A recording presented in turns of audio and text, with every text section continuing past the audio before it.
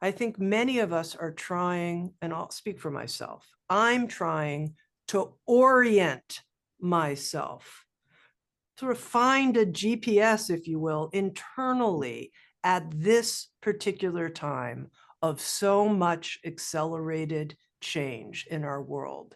And I'd love to know from each of you how you're orienting yourself specifically in this time that we're in. Lama Rod, you want to go first? Sure. I am so used to change, right? And to upheaval. I came into spiritual practice because of so much change happening in my life, right?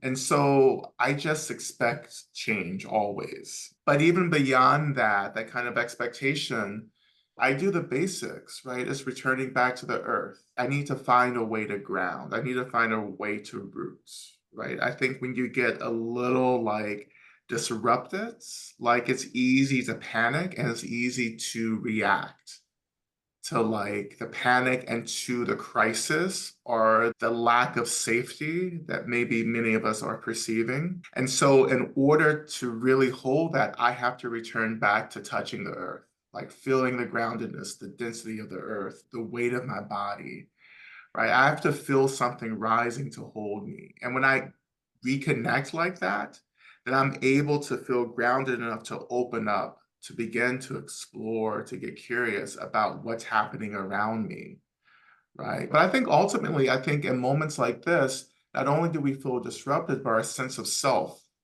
is also super disrupted. Like, who am I?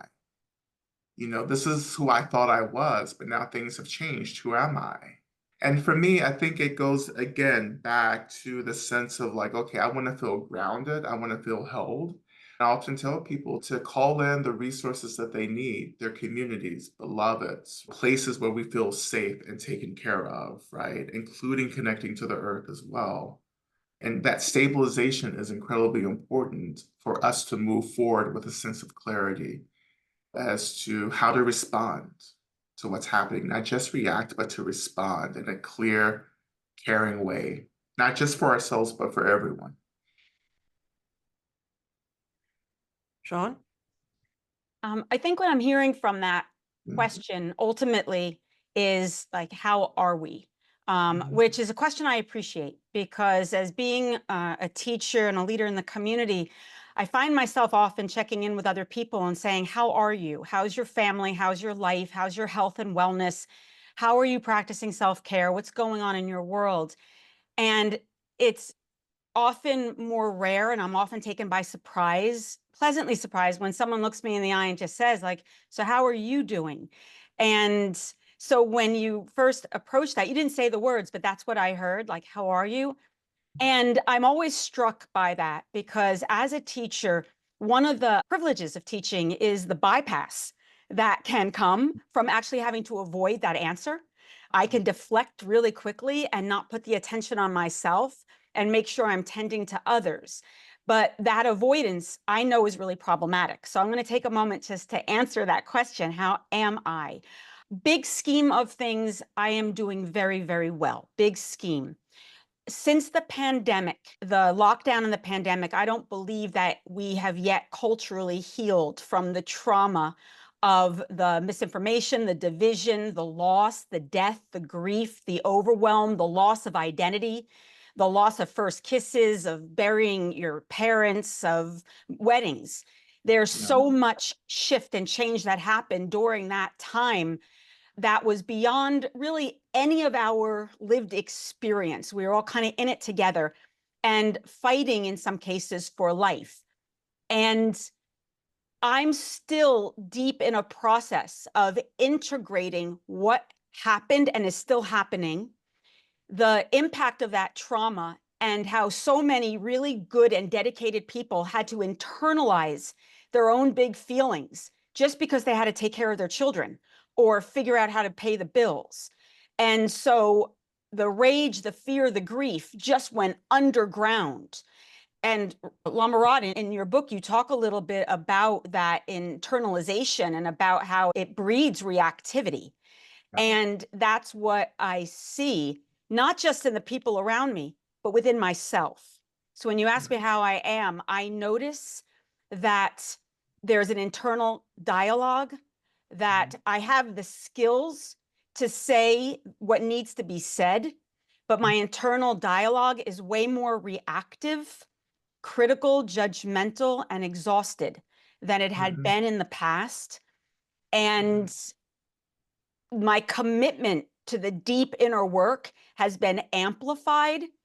But in my trauma work in my past, my personal trauma work, I always knew that there's control, which is the safety mechanism of anybody who's experienced trauma. And then there's liberation over here.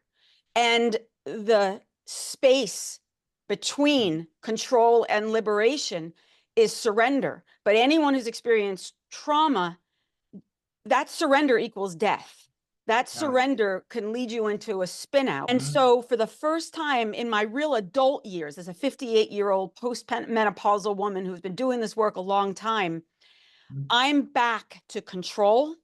My body is focused, grounded, hanging on, but my nervous system is in control. I know where I need to go, but that space in between, that surrender, that's the part I'm struggling with right now, only because the circumstances that exist externally, the politics, the people determining our safety and our liberty, my nervous system does not trust, cannot trust. And so it's a deep practice of self-trust, of dismantling that control once again, and trusting that, as always, God has me. I'm good. I've got the tools and the resources as long as I apply them. And so that's where I'm at. I'm doing the work, I'm focused, but internally I'm outraged, I'm disgusted, I'm scared, I'm confused, and in deep, deep grief. And I know these tools work. And so I will continue to apply them and support others not to bypass these big feelings, to acknowledge them, to be present with them, to scream into this void that we're living in right now so that they can find peace within, because that's the only way we're going to be able to find peace within all.